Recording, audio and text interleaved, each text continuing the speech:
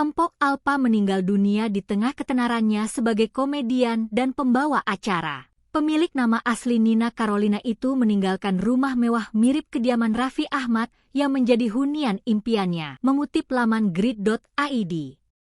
Rumah yang berlokasi di Cinere, Depok itu terpantau sepi. Keluarga Empok Alpa masih berada di rumah lama mereka yang dijadikan rumah duka di kawasan Ciganjur, Jakarta Selatan. Aji Darmaji alias Idung tak menampik bahwa rumah yang didominasi warna putih itu menang hunian impian sang istri.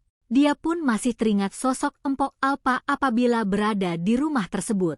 Karena kan emang itu rumah impiannya almarhumah ya. Jadi kita juga untuk melihatnya nggak ini hati. Gimana yang ngelihat rumah itu ya? Begitu, udah kayak seakan-akan masih ada beliau. Kayak gitu, tutur Aji. Meskipun belum tahu ke depannya akan diapakan rumah tersebut, namun Idung menyebut dirinya lebih kerasan di kediaman lamanya. Ya, kalau di sana kan menang nyamannya, karena sepikan. Kalau di sini kan menang ramenya tapi banyak temen anak-anak, kayak gitu. Kalau hati MAH, kalau hati saya pribadi, pengennya ya di rumah yang pertama saya awal mulanya tuh berumah tangga sama empok gitu. Ya di sini rumah ini, di Ciganjur, tutupnya.